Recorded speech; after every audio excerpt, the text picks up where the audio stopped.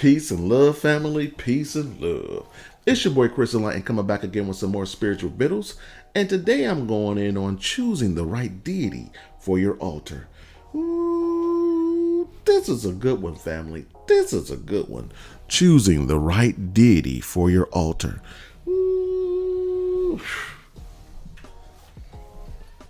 Spirituallylit.com. Check you out. Go out there and get one of these banging candles. As soon as you light them, the bottom light up. I ain't never seen nothing like it. It's ingenious, and I'm just honored that my boy Hassan Tammuz gifted me with these beautiful candles. But back to what I was talking about, I get a lot of questions about which deity should I choose for my altar. And one thing I want to suggest to you all, don't just put a deity on your altar because everyone else is working with that deity.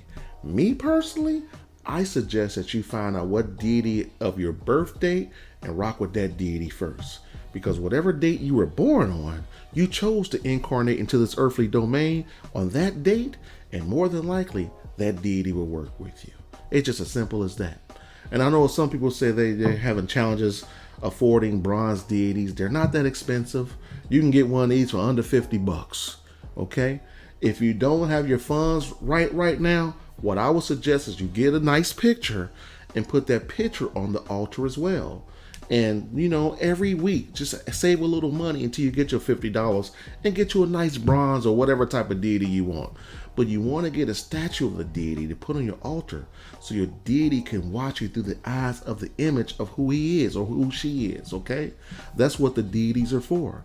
The energy or the reservoir of consciousness that is the deity will use its figure to watch you do your altar practices and take care of your ancestors.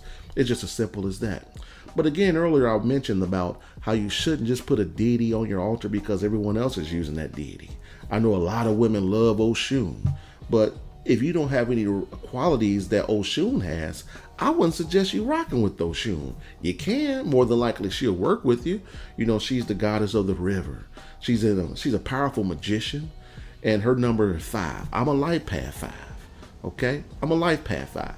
And I remember when I had a lot of manly deities on my altar, she was actually the first woman I put on my altar. My wife was like, you need to tap into your feminine side. I was like, what? My feminine side? I'm a manly man. I'm a masculine man. And she was like, you're both. And she bought me Oshun, I think it was either on my birthday or Father's Day, one of the two. And when I put Oshun on my altar, I started tapping into my feminine side. I started being more emotional and things like that. And once I authenticated with my feminine side, there was a nice smooth balance running within me.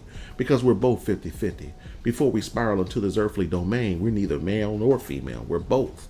And whenever we're conceived, we're a woman first.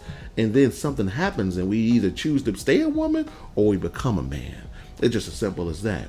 But again, Oshun is if you're into looking good, you're into beauty, makeup, and all that good stuff, or you really want to just tap into your feminine side, men, go ahead and get Oshun on your altar as well. Okay? Again, her number is 5. I'm a life path 5. So she will definitely rock with me, and she has. Now, Ogun, on the other hand, is one of my first deities that I put on my altar. I read about Ogun. I read about his story. He's the god of iron.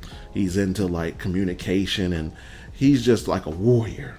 You know what I mean? He's a warrior. His colors are green and black. And, I don't know. It was something about Ogun. When I first got Ogun on my altar, I was doing martial arts. I was going to class, and I was fighting a lot in class. And we were doing a lot of sparring. And some days I had a bad day at work and I just didn't feel like sparring. And I realized once I got Ogun and I started to tether my consciousness up with Ogun before class, I did better. I felt stronger. I didn't get tired. My senses felt a little keen and sharper. So that's one reason why I knew Ogun was for me. And reading his stories, I was like, man, I'm Ogun all day. You know what I mean? That was actually one of my nicknames, Ogun, back in the day when I first started rocking with Ogun. But again, we're multiple deities. We're not just one deity.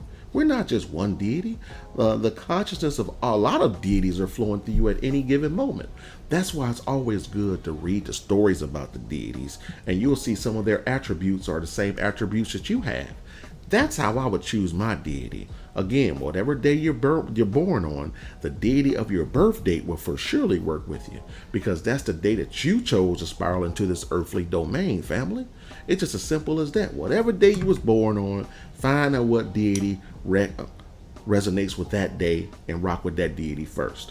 Me personally, when you set up your ancestral altar, I would give it 3 to 6 months before you put any other type of energy on there. Choose your ancestors, get a nice, rich, deep connection with them, and then start slowly incorporating deities on your altar. Me personally, I will put a deity on my altar and give it 3 to 6 months. If the energy is good and I feel great about it, then I will bring some more energy slowly on my altar. It's just as simple as that. Me personally, I wouldn't suggest getting 15 deities at one time on your altar. That's just too much, and you won't know who you got your connection with. But if you slowly incorporate deities on your altar, you will know if the energy changes for good or unfavorable energy on your altar. And if you had a great altar, things are going great in your life, you put a new deity on your altar and things start going to HE double hockey sticks, I would say, you know what, that deity might not be the deity for you. And deities don't have to work with you. It's their choice. They do what they want to do. It could be something that you're going to do, something that you've done in a previous life, or your consciousness just might not be right. You know what I mean? So they don't have to work with you. But if they see that you're earnest, they see that you're taking care of your ancestors, they see what's in your mind, they see your thoughts, they see what's in your heart. So you can't play the game with spirit. They know what's up. You really got to check your spiritual side first before you think of, okay, I got this deity, let me get this bread. It ain't like that. You know, when you at your ancestral altar, you're there to serve your ancestors. You're there to give them all the things that they need, because where they are, a lot of the resources aren't as plentiful as they are today in our earthly domain. Okay? So most of the time you're at your ancestral altar, the deities don't need you. The deities don't need you, but they will help you. You know, they don't need anything. You can't give a deity anything that it can't give itself. You know what I'm saying, family? The deities are there to help you create miracles in your life, because you can only go so far with human effort. You got to remember that.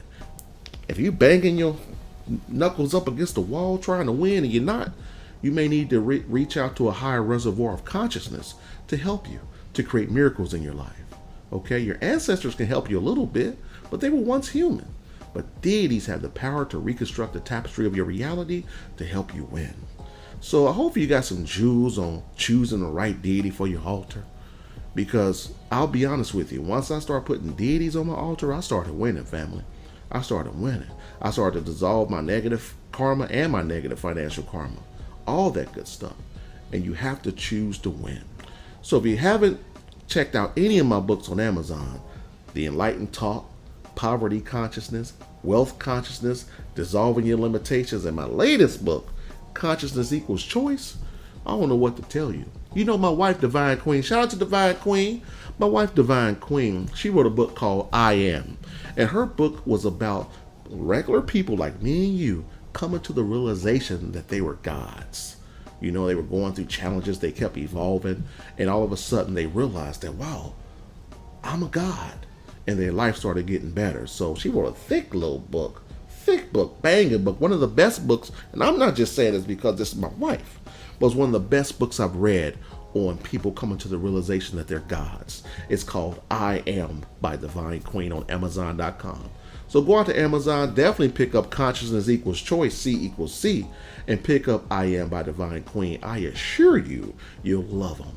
So that note, family, peace and love. Your boy Chris Enlightened. You already know what I'm doing. I'm out here winning.